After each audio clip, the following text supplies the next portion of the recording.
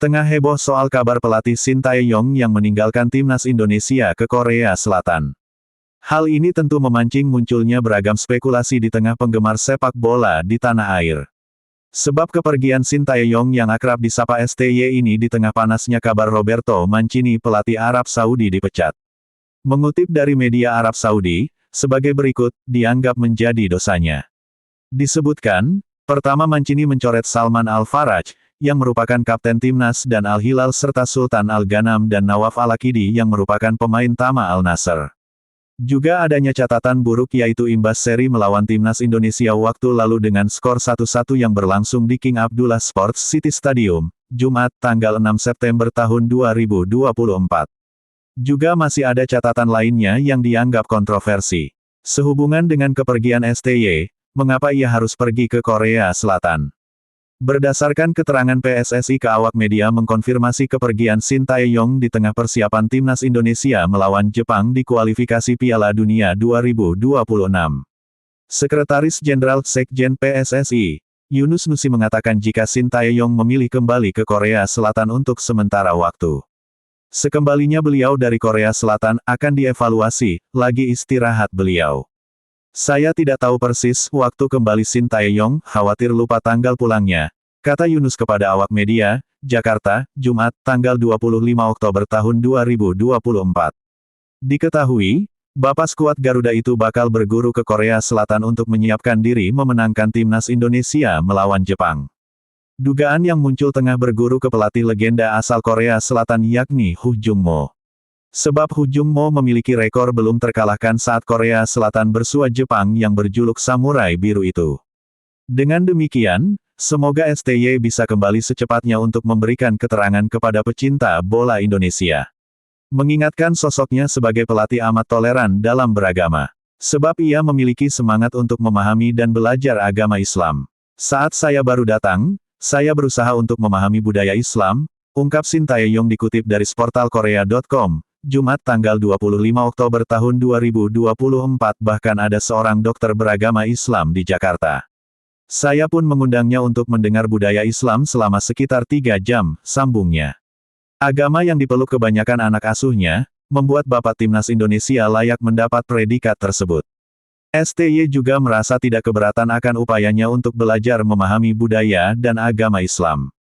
Ia juga tak segan untuk menyuruh anak-anaknya ibadah umrah.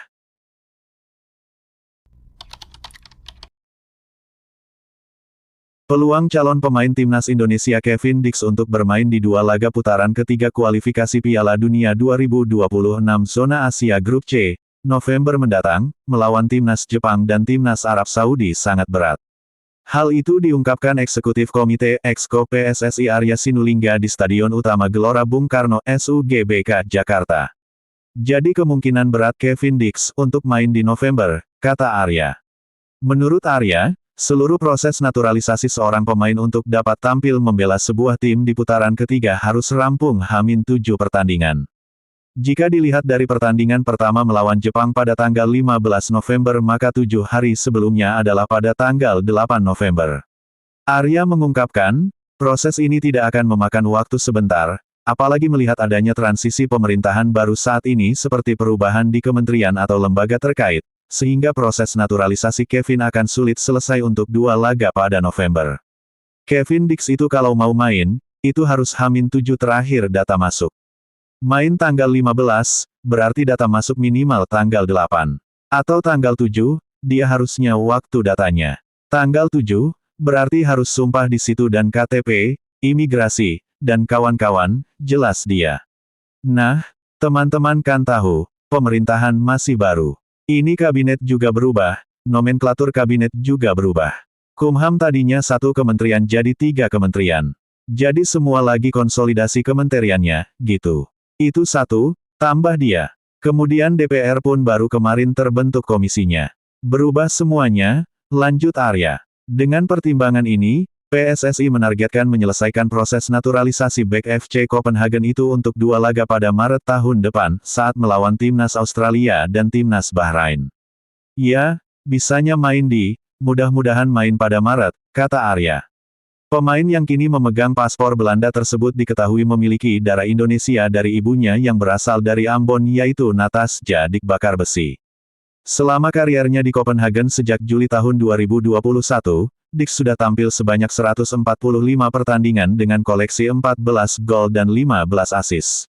Selain posisi utamanya yang merupakan seorang bek tengah, pemain yang pernah membela timnas Belanda kelompok umur U19, U20, dan U21 itu pernah mengisi beberapa posisi lainnya seperti bek kanan, bek kiri, dan juga gelandang bertahan.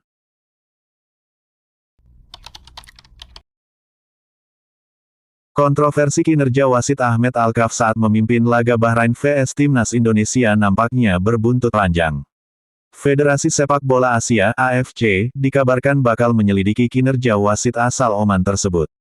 Sebagai konteks, laga Bahrain vs Timnas Indonesia terjadi pada tanggal 10 Oktober tahun 2024 di Stadion Nasional Bahrain, Rifa di ajang kualifikasi Piala Dunia 2026.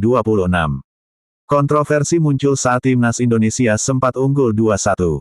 Namun, wasit memberi tambahan waktu lebih lama dari ketentuan awal yaitu 6 menit. Bahrain akhirnya bisa mencetak gol penyeimbang pada menit ke-90+9.